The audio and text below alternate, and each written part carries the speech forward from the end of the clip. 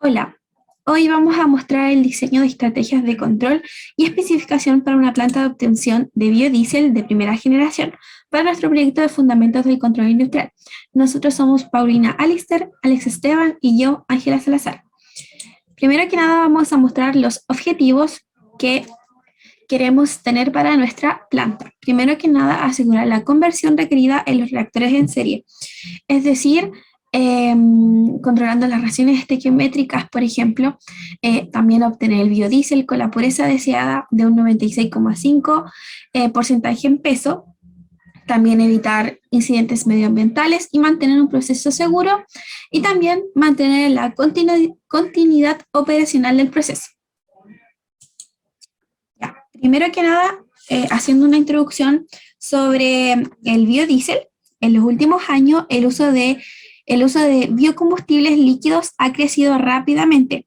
Esto impulsado principalmente por el uso de las energías renovables y la mitigación de los gases de efecto invernadero. El biodiesel se puede obtener a partir de la reacción de transesterificación de grasas y aceites, en donde reaccionan con metanol en un ambiente básico, es decir, se usa un catalizador alcalino que en este caso será hidróxido de sodio. Ya, la reacción de transesterificación, primero que nada, se mezcla un triglicérido, que en este caso es aceite, más metanol y da origen a un éster metílico más un diglicérico.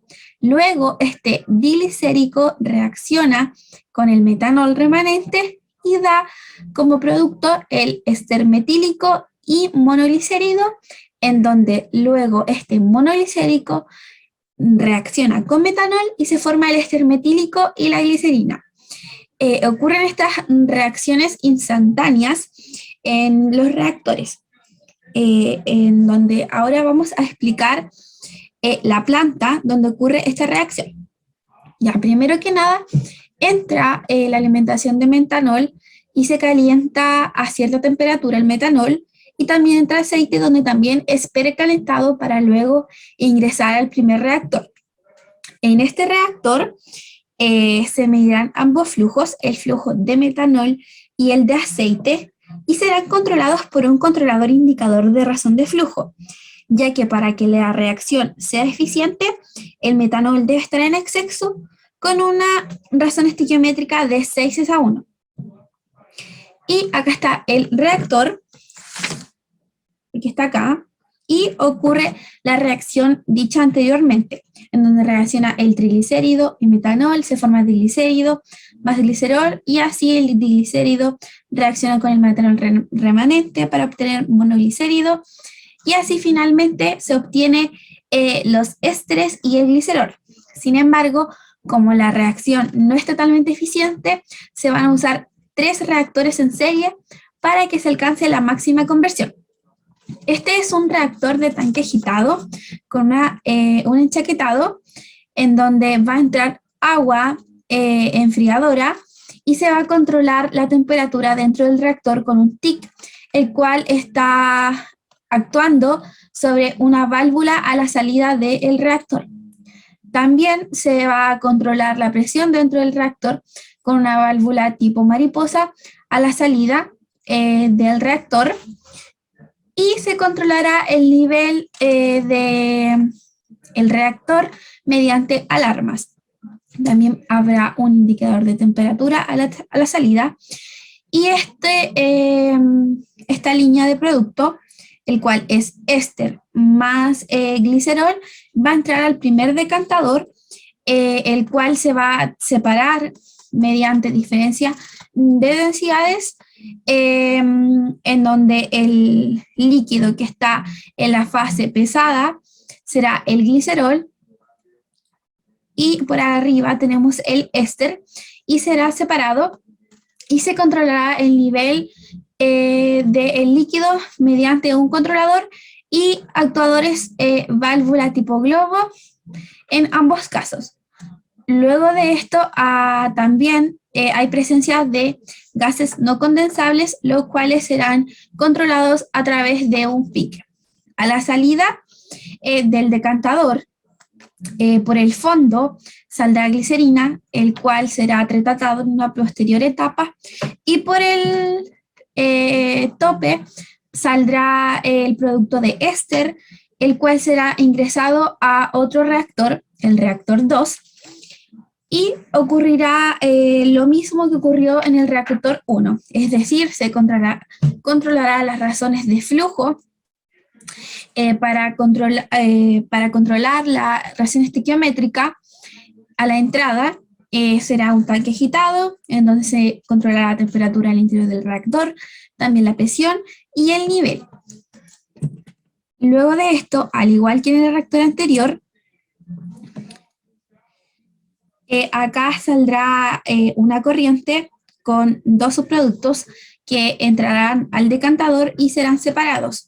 Acá tenemos los éster y acá el glicerol, en donde serán separados. Por abajo la fase pesada, saldrá el glicerol y por arriba saldrá el éster, en donde controlaremos sus niveles mediante un leak y actuarán unas válvulas tipo globo para regular el nivel. También la presencia de gases no condensables será controlado por un PIC y el éster entrará nuevamente a un reactor 3 en donde ocurrirá lo mismo que ocurrió en los reactores anteriores.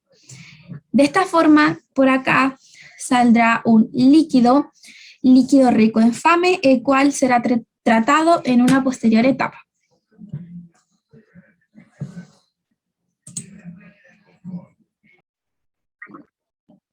Continuando con el proceso, entonces, entra la fase rica en FAME a esta columna de destilación, en donde se separa el metanol por el tope y se separa por el fondo el flujo rico en FAME.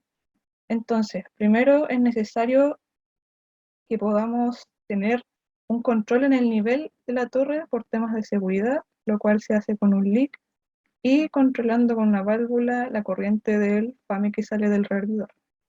Además, entra una corriente de aire, la cual se utiliza para poder regular la presión dentro de la torre y se hace a través de un control en cascada con un PIC conectado que envía una señal eléctrica a un PIC, el cual regula con una válvula esta entrada de aire. Por otro lado, para regular la temperatura en el tope de la torre, es necesario colocar un TIC aquí, el cual controla la entrada del reflujo a la torre, el reflujo de metanol. También la temperatura de lo que se recircula, el reflujo de el FAME reingresante a la torre se hace con un TIC en la corriente que se ve aquí y el cual actúa sobre una válvula en el servicio de vapor del reservidor. Continuando con el tope, se regula la presión de esta corriente con un PIC a través del servicio del condensador. Su función al final es poder condensar este vapor de metanol, el cual al final viene a caer a este estanque, el cual es necesario también regular su nivel, el cual se hace con un leak a través de una válvula, la cual regula este metanol líquido que va saliendo. Y además, para los no condensables, se regula con un PIC la presión dentro de este estanque a través de un sistema conectado a un compresor con un sistema bypass, el cual sirve para que este compresor no entre a la zona search de operación, para evitar problemas operacionales. Este flujo rico en FAME se va continuando el proceso posterior que debe pasar para poder cumplir el objetivo de poder obtener biodiesel, mientras que esta corriente de metanol se recircula hacia el principio del proceso. Continuando con la segunda torre, se tienen aquí dos corrientes de glicerol que se juntan y vienen desde los decantadores que estaban contiguos a los reactores en la parte anterior, Esta corriente se juntan y alimentan a esta torre de destilación, cuyo control es exactamente el mismo que se mostró en la torre 1. La diferencia es que aquí se separa metanol por el tope y glicerol por el fondo.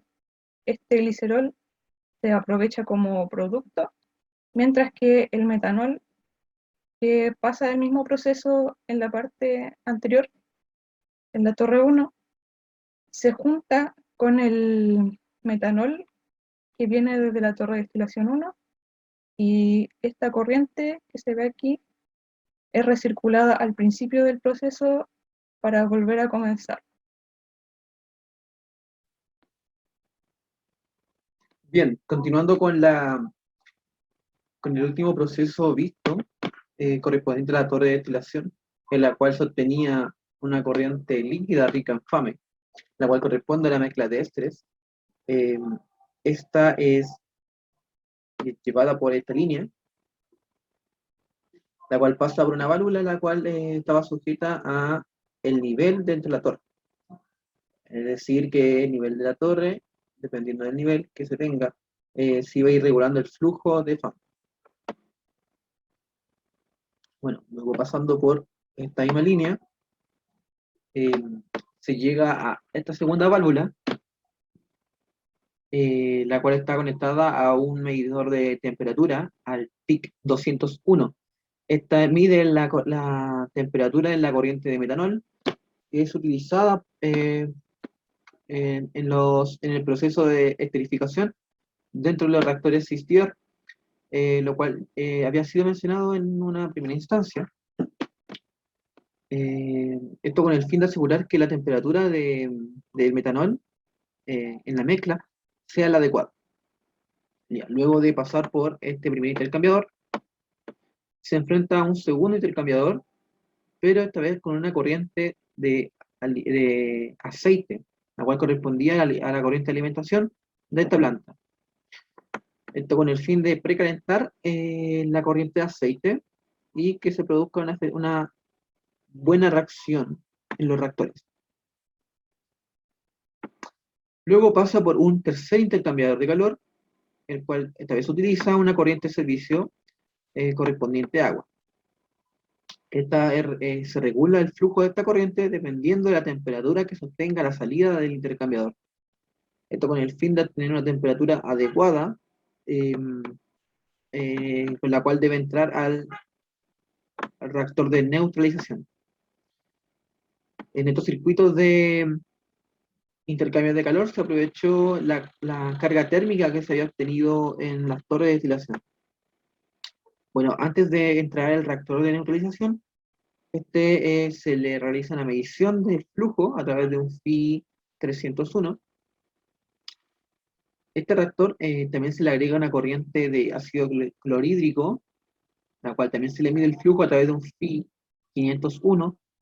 Y en conjunto estos dos FI se calcula una razón de control, la cual está junta a esta válvula de Logo, que restringe el caudal de ácido clorhídrico. Bueno, este reactor consta de un enchaquetado con una corriente de agua, que es una corriente de servicio, que permite retirar el calor generado en el reactor por la reacción de neutralización. También se cuenta con un leak que mide el nivel dentro del reactor, y el cual está conectado a la válvula de globo a la salida del mismo. El objetivo que tiene este proceso de neutralización es disminuir la cantidad de agua requerida y evitar el origen de una emulsión en la posterior etapa de lavado. Finalmente pasa a la etapa de lavado, ya mencioné anteriormente, en la cual se utiliza agua pura, en este recipiente. Bueno, en el recipiente se obtienen principalmente tres corrientes. Una corresponde a los vapores incondensables, los cuales son retirados gracias a la medición de presión del PIC 401 con ayuda de la válvula de mariposa ubicada en la parte superior. En la parte inferior se observa la válvula de globo, la cual retira un cierto caudal de agua dependiendo del nivel que se encuentre dentro del recipiente. Otro LIC 401 mide el nivel de biodiesel que se encuentra en el recipiente, el cual está junto a una válvula de globo que va a ir regulando el flujo de producto. También se realiza una medición del flujo de biodiesel y una medición de la densidad de la corriente de producto, la cual está junta a la válvula que restringe el caudal de agua de lavado. Finalmente se obtiene el producto de la corriente de biodiesel con un 96,5% de pureza, un 0,2% de metanol, monoditriglicérido y glicerol, y una pequeña parte de agua. Bueno, esta sería la explicación de las estrategias de control para esta planta de biodiesel. Muchas gracias por la atención.